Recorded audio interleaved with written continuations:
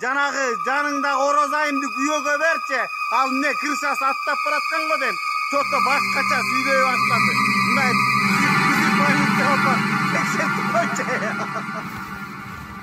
Assalamu alaikum урматтуу жердештер, урматтуу достор, урматтуу колду кошуна тууган урук, амансыздарбы? Баарыңыздарга Москвадан чоң салам. Урматтуу жердештер, мен кайрылуу кылып коеюн дедим эле. Азыр эмне кача кайсы бийлик келсе эмне биз ошондой болуп жүрө береби? Ошол бийликтин артынан барып жабышып, ошол бийликке илешип жүрүшө береби? Кечеги да мына жерге бир бала чыгып алып ыйлап алыптыр жана. Ким атын дагы билбейм, чыгып бирөө интернетке чыгып алып ыйлап алыптыр. Мат бар туконда мындай. Сен өзүң үйүңдө бир туалет курдуңбу? Бир туалет кура албайсың анан кийин саясатты сүйлөйсүңдөр келип. Мадмарды колдоочулар андай мындай, анан итсиңер, анан битсиңер деп. Ар бир адам өзүнүн биягы менен колдогону болот. Биягы менен колдойт, ар бир адам жүрөгү менен колдойт. Сен колдоп атырың, башка бирөө сага эч ким эч нерсе деген жок. Колдой бер, башка адамды ит кылбастан. 6 миллион адам сен көзүңө карап калган эмес. Жакшынак айтат 6 миллион адам мындай деп. Мына жерде мен өткөндө кайрылуу жасадым. Facebook'tan. Ким мына Бакай деген абабызга. Ошол жерде Бакайга кайрылуу жасадым. Ыйманы озо, адамгерчилик озо чыгып кечирим сурап коет эле мына жерде. Чыгып алыптыр. Орозайым ерге тийиш керек. Деп каткырып чоң эле киши далдай болупчу, чыгып алып.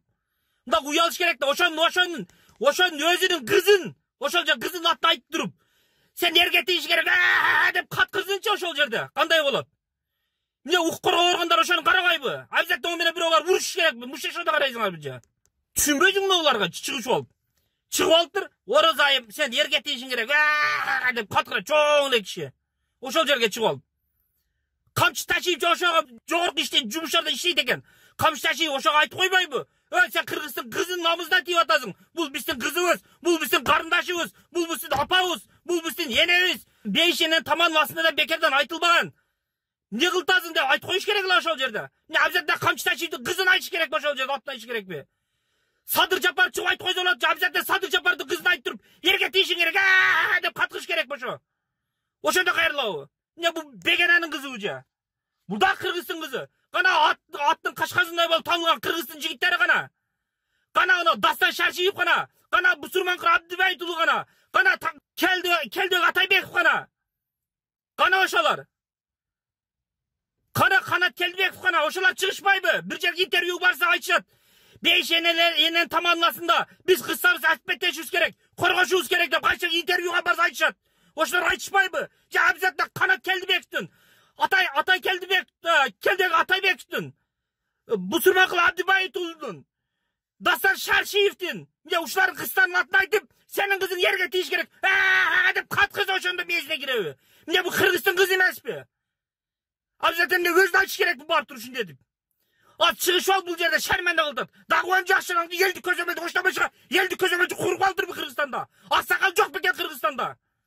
Кыргызстанда канча аксакалдар бар? Ошолорду койбойсуңарбы? Кечеде чыгмай жок дегенде бети озо, адамгерчилик озо, айтпай бертесин. Кече мен ичип алыпмын. Кече кайчылыкты айтып коюпмун. Бүгүн кечирип койгула деп койсо болот го ошол жерге. Бул кыздын эле атасы бар, энеси бар, бир тууганы бар. Булар дагы эртең кайрылуу жасашат. Жабзада уруш болушу каалап атабы? Бир адам чыгып айткан жок, ушунча күн күттүм. Бир адам чыккан жок, бир адам. Бирөө чыгып айтып койгон жоксуң, ушунча күн күттүм. Facebook'tan кайрылуу жасагам ошо малга. Мен ушуга чейин эч кимди сөкпөгөм деле, малдап айтпагам деле. Ошондо да кайрылгам, ошондо жанагы Бакай байке деп кайрылгам ошондо дагычы. Бакай байке ушул жер туура эмес кылдыңыз деп айттым ошол жерде. Азыр мен муну Бакай байке эмес, атын айтып чакыратам болуп калдым уже. Бул менен бир туугандары, агалары, тууган уругу бар бунун дагы. Өчөшүп калса эмне болот? Ошо жагын ойлондубу бул? Кыргызстан канча аксакалдар бар, бирөөнүн койбостон ошону кече билем о каерден келген, кече түрмөдөн чыкты. Түрмөдөн чыгып келип буну коюп элди көзөмөлдөп. Элди көзөмөлгө мен Кыргызстанда башкадан куруп калтырбы? Элди көзөмөлгө честный болуш керек. Кыргыздын кыздарын бар туруп битте кандидат колоду калган бүттүгүн ит эле ит, башкасын деп Кыргыздын кыздарынан бери каткырбаш керек анда үстүнө шылдыңдап. Адам болуш керек, адам. Кана мен айткан адамдар жана Дастан Шашиев дедим, спортсмендер. Аттын кашказындай болуп Кыргызстанга танылгандар кана. Ошолор чыкпайсыңар, айтпайсыңарбы? Кана кече интервьюда сүйлөп атканыңар кана. Бейшененин таманынын астында Кыргыздын кыздарын биз коргошубуз керек дегендер каякта? Эмне бул Кыргыздын кызы эмеспи бул? Бұл бе сигандың қызығы бұл. Бұл бе лөлінің қызығы бұл. Ja bize doşolca sen kardeşini, ja sen ejеңi, ja sen bir tuğanın aytış керек boşol жерде. Ja sen kızın aytış керек boşol жерге. Мына біздің мықты Арыстан Бек деген ағайымыз бар. Мен ойладым әле, жоқ дегенде ошол киши кайрылуу кылып койса керек деп ойладым эле. Ey Бакай, көзүң ач. Бул да Кыргыздын кызы, бул да сенин кызың, бул да биздин кызыбыз, биздин карындашыбыз деп айталы деп ойладым эле. Ушунучу. Может Арыстан Бек укпай калды, бирок айтыш керек эле, ушуну айтпай калды. Мына Идрис айтпайдан жаңа акыныбыз бар. Жок деген ошол кайрылуу кылып койбойбу? Өткөндө ыйлап кайрылуу жаса, жок деген ошол кайрылуу кылып койбойбу? Канча жерде сабак өткөн айтат. Бейшенен тамыннасында биз кыздарыбызды коргошубуз керек деп айтат. Ошондо да бир чыгып койсо болот ошол киши. Же Кыргызстан майли булар айтпай эле койду, жок дегенде Кыргыздын бир эркек калбай калдыбы? Кыргыздын кызын урган бир эркек калбай калдыбы Кыргызстанда же? Кандай болуп атырыңар, эмнеге кетип атырыңар? Кыргызстанда бир эркек калбай калдыбы? Ушул жерде Чубак ажы рахматы, ажыкебиз, устазыбыз тирүү болгондо бир аз болсо деле жооп кайтарат эле ушуга. Бакай, сен дагы мусулмансың, сенин дагы кызың бар, сенин дагы карындашың бар, сенин дагы эжең бар, сенин дагы апаң бар деп туруп, болсо да бир кайрылуу жасайт эле ошол жерде. Бирөөңүздөр кыйынтыкпай болуңуздар. Канча күндөн бери күттүм ушул жооптучу, бирөө айтабы дедим. Бакайга өзүнө чыга албадым, байланыша албадым. Сыймык Жапыкеевке Инстаграмдан жаздым, сүйлөшө албадым. Сыймык Жапыкеев, сиз ошол жерде отурасыз бийликте. Кеческе бир өз сөз сүйлөп койгончу бар балдарыңыз кечирим сурапты ошону. Бул да Кыргыздын кызы, именно сиздин кызыңыздын атын айтыш керекпи? Сиздин кызыңыздын атын айтып туруп, сен эргетишиң керек. Деп каткыш керек ошол жерде ушул мал. Бул міне элдик көзөмөл, бул міне элдик көзөмөл деген аксакалдардан койгула. Мына жерде маданият жанагылар ошолордон койгула. Каяктан чыгып кече жакында келген бирөөнү коюп алып туруп, бүт жагын ашкатайын чыгып барай. Боло турган элдик көзөмөл боло турган честный болуш керек. Бир жака тартып, бир жака кылып, бирөөлөр шылдыңдап, ушундай да элдик көзөмөл болобу? Кыргызстан нестерге эшек жайлообу бул? Кыргызстан бул өлкө, биздин мамлекет. Силер ушул эшек жайлоо бири-бири менен өчөшүп, Кыргызстан жок болгон алдында турат. Бир ойлоноюн деген бирөөң жок. Чыгып аласың, чыгып туруп эле эмне десең ушул чыгып туруп эле мад барып чүтүп бүт жагын эле мад барып. Тооба кылдым эй. Ушунча кандидат туруп тооба кылдым эй. Канча кандидат туруп кудулуң бар, жамбылбы? Ошодо жаман кылып салдыңар. Мад барыпты эй, мындай айтканда эй. Ошодо эми жаман кылып салдыңар эй. Эми болсо эми бугыз казылып баштадыңар эми. Бул деле бирөөнүн карындашы, бирөөнүн эжеси. Иште адам ойлош керек мындайчы. Мен азыр аты айткандарға кайрылам. Жок деп оны малга сиздер видео кайрылып болсо айтып коюңуздар. Кыргызстанды ондетип бөлүп, бирөөдүн кызына шек келтирип, ошо бирөөдүн кызы силердин карындашыңар, силердин кызыңар. Ошол дагы. Ошолор боюнча да айтып койсоңор болот ушул жерде. Бирөөң чыкпады, канча күн күттүм ушул нерсени. Фейсбуктан да кайрылып койдум. Адам болуп кечирим сурап коюң, адам болуп деп. Ал дагы бирөөдүн кызы менин кайназым ханым кошулбайт, ал менин бир тууганым эмес. Ал мага жетиет бегана, бирок ал кыргыз, түшүнөдүрөр, ал кыргыз, ал мусулман, ал дагы бирөөдүн кызы, бирөөдүн карындашы. Бирөөдүн карындашы ошол дагы. Мен досторум бар, мында акелерим бар, базар коргондо Байгаз деген аке бар. Ошо менен деле тартышам кедечи, жүрөм. Бакай аназа, о деле бир нерсе айтат. Байгаз аке ушул жерде айтам, ушу жетсе керек. Байгаз аке, обязательно сенин кызыңдын атын айтып туруп, кызың эрге тийиш керек деп, ошол жерде кыйкыш керек болчу. Сенин кызың эрге тийиш керек, паланча деп туруп атын айтып, шылдыңдаш керек ошол жерде. Ошол нерсени түшүнүү үчүн. Мен бул жерде досторум бар. Азамат деген бар, Каныбек бар, бүттүгү бар, бардыгын айтып атам. Классташтарым бар. Абзада сен карындашыңардын атын айтып ошол жерде кыйкыш керекпи? Эрге тийишиң керек, деп каткырыш керек ошол жерде. Бирөө чыгып айтып койбойсуң го. Кыргызстанда куруп калдыкпы, эркектер жок болуп калдыкпы? Кыргызстанда. Кыргызстан эркектер куруп кеттиби? Бирөө бир кайрылуу жасабадың, бирөөң. Аттын кашказындай таанымал мен күчтүүмүн деген спортсмениң бирөөң бир нерсе жасаган жоксуң. Акындарың бирөөң жасаган жоксуң, акындарың бирөө. Маданият министрлигин бирөө жасаган жок. Бийликтегилерин бу жерин жеп жутуп, жүз жылга басып тоболоп жатып калды. Бирөөң жасаган жоксуң. Дагы эки сөздүн бирде оозуна Садыр Жапаров мен жолуктум деп чыгат. Садыр Нуркожоевич, сизди колдогон адам болсо ушуга түшүндүрүп койбойсузбу?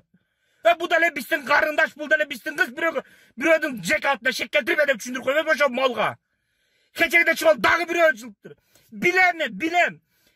Бакиевдин убагында деле, Акаевдин убагында, Атаңбаевдин, Жээнбековдун убагында деле бүттүгү жанды ушунтип жүргөн. Жемекті айтышқа мындай жөнөкөй президент жоқ. Елдің қамын ойлаған, экономиканы ойлаған мындай президент жоқ. Ел менен бірге самолетта учуп жүрүп деп тағы ушулар айткан. Сиз кечеге айттыңыз, ама сын пикир болуш керек. Ошондо биз түстөлөбүз деп. Сиз сын пикир айткан адамды душман көрүп атпайсызбы мына жерде? Сын пикир адамды айткан адамды душман көрүп атпайсызбы? Азыр кече отурганда бүттүгү кечеге шайлооду жокко чыгарган, кечеге шайлооду бардагын чыгарган бүттүгү отуруп аткан мына жерде. Же жалганбы? Жалган болсо айтыңыз жалган деп. Кыргызстан партия барган, биримдик барган, бүттүгү азыр бардыгы. Дагы бүттүгү мен мына элдерге таң калам да кайрылуу жасап атканчы. Чыгып алып туруп Мадмаров жамандап атыңар да. Кыргызстанды кече, bir ay боло элек бүт тополоң кылган партиядагылар президенттикке кетип отургу. Ошолорго жасабайсыңарбы?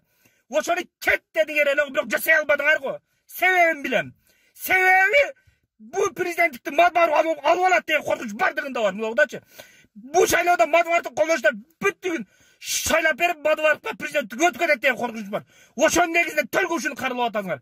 Болбосо бүттүгүн билесиң, ким эмне кылганын билесиң, ким эмне кылганын, эмнени жегенин, эмнени жутканын билесиңер. Ошолорду айта албастан Мадмаровго келип басып атырыңар го. Кичине адам бозок болот го, кичине адам бозок. Эртең шайлоо болот.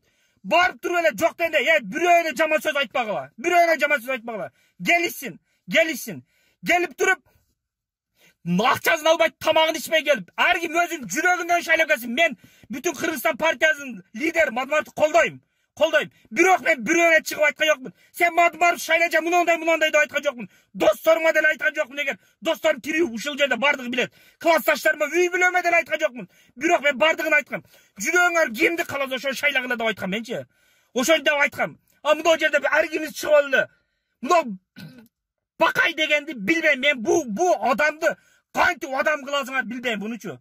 Бу адам болсо бир жол кечирим сурап коюш керек эле. Мен ушу кайрылууну айттым. Азыр атын атап өткөндөр Кыргызстандын намысы үчүн, Кыргызстандын кыздарын булар бейиш энен таманласына деп сүйлөп жүргөн сөзүңөргө улам айтып атырмын. Кайчылык интервьюга барсаңар айтасыңар, өзүңөр көөрүтүп. Бирөөн кайрылып койбодуң бирок иш жүзүнө келгенде. Бирөөн кайрылбадым. Ошого мен намысыма келип кетип атырмын да айткан. Намысыма келип кетип атыр. Намысыма келип кетти менин. Бирөөн чыгып койбодуң. Мен жок дегенде Мыктыбек Арыстанбек агайыбыздан ошодан келсе керек кайрылды ойлодум эле. Бирок ал дагы айтпады. Ал дагы бул жанагын айтпады. Бирок может укпай калгандыр. Түшүнмө, бирок келиш керек эле. Бирөөн жасап койгон жоксуң го. Обязательно кызыңардын атын айтыш керекпи? Эгер бирөөн жасасаң керек болсо мен абий кызыңдын атын айтып чыгам ушунда. Намызыңарга керек болсо кызыңардын атын айтып чыгам.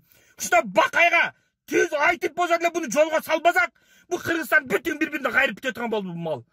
Бакайдын өзүнө бетине ham айтам. Мен бу менен байланыша албай атырмын бу мененчи. Бу менен байланыша албай атырмын. Сыйбек Жапыкеев, эгер мени карап турган, мен сиздин Instagram баракчаңызга жазгам. Ошого жооп жазың. Мен сизди канча күндөн бери күтүп атырмын сиздин жообуңузду. Вообще байланышпай атырсызчы. Ошого бир мүмкүнчүлүк убакыт алып туруп бир байланыш коюң. Ошо менин суранычым. Арамдагы мен атап өткөндөр. Кыргыздын келечегин ойлойт болсоңор, Кыргыздын кыздарын коргойбуз дегенге чын болсо, көкүрөгүңөрдөн болсо, тилдин учунда эмес көкүрөгүңдө боло турган болсо, килдин учунда эмес көкүрөгүңдө Бакайга бир сөз болсо эле сүйлөп бир жолго чыгырып коюңуздар. Bunun ayağı жақшылық алып барбайды. Кыргызды бүт бөліп жарып, бүт кыз үшін шығарып жатқан ошо мал болуп атыр. Барыңыздарга чоң рахмат. Ассаламу алейкум.